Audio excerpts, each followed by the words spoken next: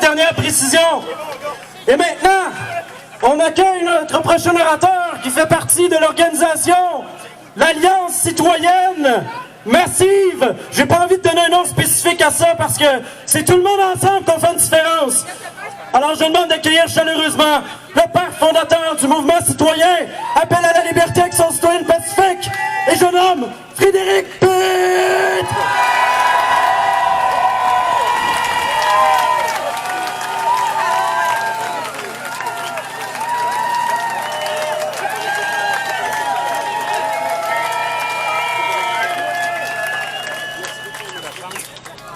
Donc, on est ici aujourd'hui pour lancer un appel à l'aide aux agents de la paix.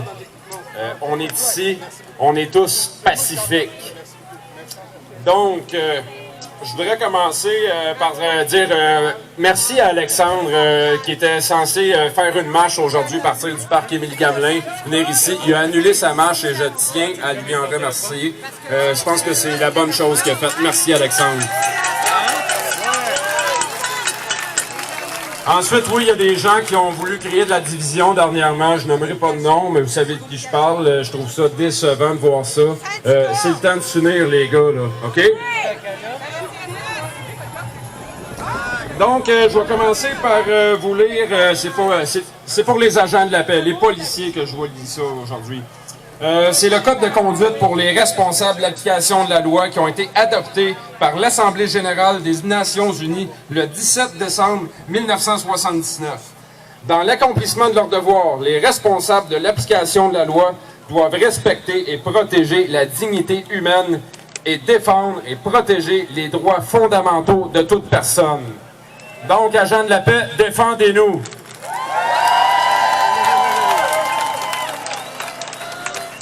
Les responsabilités des agents de la paix, le maintien de l'ordre public et la sécurité et la prévention et détection du crime. Nous autres, je pense qu'on a détecté quelque chose. Pourquoi pas vous autres, vous ne l'avez pas détecté?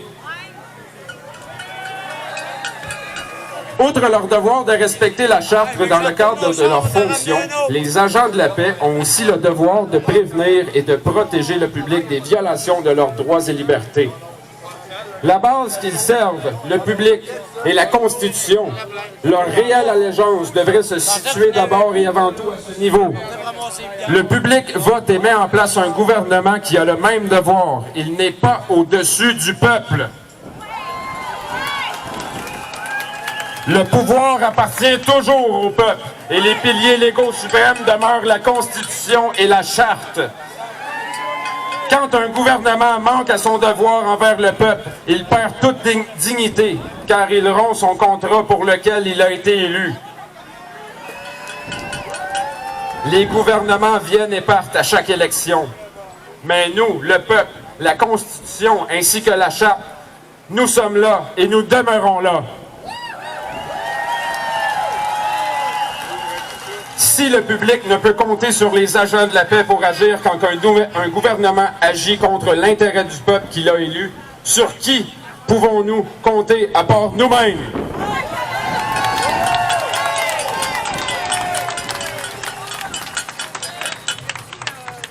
Je vais poursuivre avec une citation de Edmund Burke.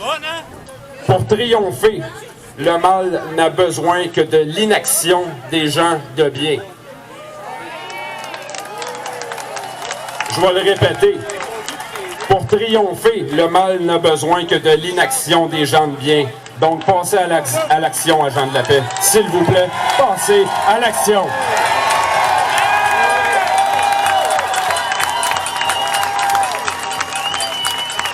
Chères sœurs, chers frères, fiers patriotes, nous sommes présentement devant le QG de la SQ aujourd'hui. Suite à l'annonce faite mardi soir avec Alexis Cossette-Trudel, Dan Pilon, Steve l'artiste Charland et moi-même. Nous avons pris cette décision car l'heure est grave, très grave. Policiers, vous êtes des agents de la paix, pas les chiens de garde d'un gouvernement corrompu à la solde d'organisations mondialistes visant à instaurer un monde totalitaire. Une dictature dirigée par des psychopathes milliardaires.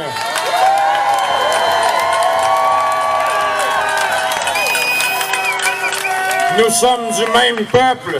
Policiers, vous avez le devoir moral, voire même la responsabilité de protéger la Constitution et le peuple, pas un gouvernement qui fait de la désobéissance politique envers son peuple.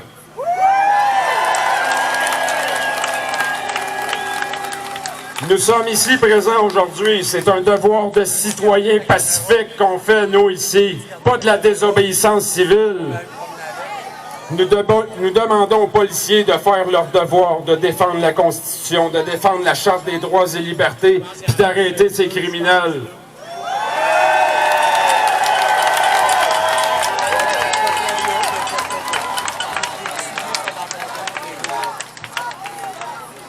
Je tiens à vous remercier du fond du cœur, vous tous, les policiers.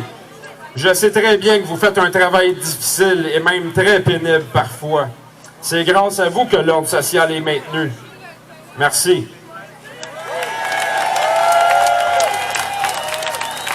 Aux États-Unis, le peuple américain possède le 2e amendement pour se protéger face à un gouvernement tyrannique. Ici, au Canada, nous possédons dans la Charte canadienne des droits et libertés le droit de manifester. C'est un droit fondamental, ça. Donc, pour nous, manifester, c'est notre arme.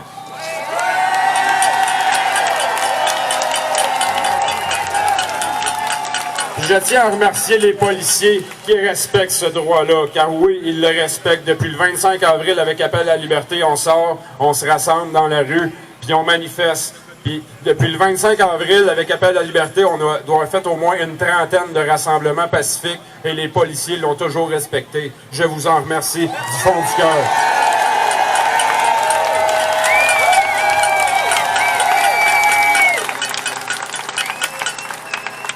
Donc, depuis ce jour, depuis le 25 avril, un climat de confiance s'est développé et bâti entre nous. Les policiers ont respecté les citoyens conscients et soucieux de dénoncer toute cette mascarade en manifestant pacifiquement. Merci encore les policiers.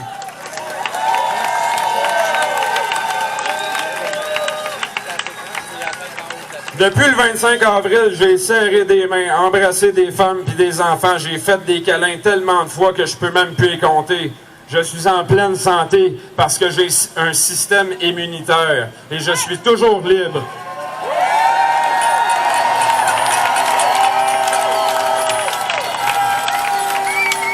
Et je suis toujours libre car les agents de la paix que l'on peut comparer au système immunitaire de notre société nous ont protégés.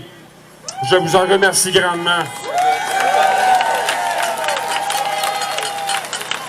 Depuis le début de la pandémie, le gouvernement de la CAQ a mis les Québécois dans un climat de peur. Ils ont financé les médias à coût de dizaines de millions pour qu'ils fabriquent de la désinformation, pour qu'ils véhiculent un message de peur. Et ont incité la population à faire de la dénonciation. C'est dégueulasse.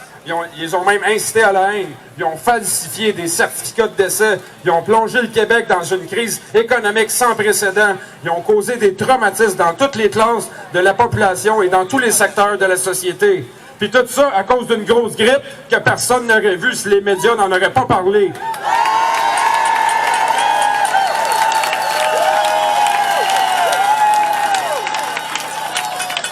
Ils n'ont pas le droit de disposer de ma vie comme ça. Ils n'ont pas le droit de disposer de la vie d'un peuple de cette façon. Moi, je ne le permets pas. Et vous? Le 26 juillet dernier, devant le Parlement à Québec, moi, Frédéric Pitre, annonçais que Appel à la liberté, Action citoyenne pacifique, aussi à titre personnel, en tant que citoyen souverain de ma personne et libre penseur, fondateur du mouvement citoyen pacifique, j'annonçais donc que nous mettions en demeure par huissier le poste du directeur de la santé publique, le poste du ministre de la Santé et des Services sociaux, ainsi que le poste du premier ministre. Je suis toujours sans réponse de leur part.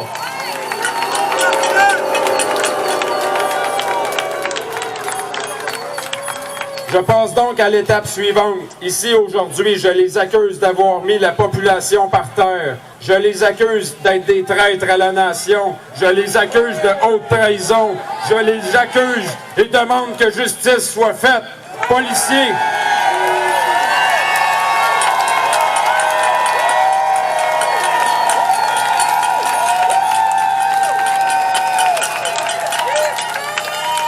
policiers, faites votre travail, je vous le demande. Le peuple ici présent vous le demande.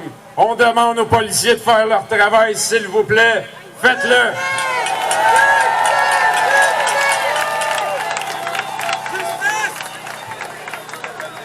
J'ai quelques documents à vous remettre aujourd'hui avec mon ami Mario Roy.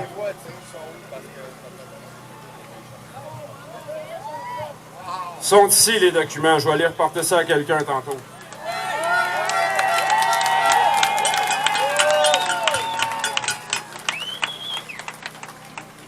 Vous trouverez là-dedans une poursuite aux criminels dans les documents que nous irons vous remettre dans quelques instants, accompagnés de preuves.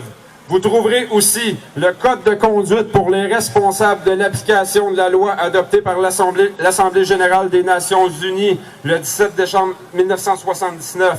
Vous trouverez aussi la Constitution canadienne, codification administrative des lois constitutionnelles, la Déclaration universelle des droits de l'homme de 1948, le statut et le jugement du tribunal de Nuremberg, les 3 copies des mises en demeure que j'ai faites et envoyées par huissier le 27 juillet dernier, accompagnées de la facture du bureau d'huissier.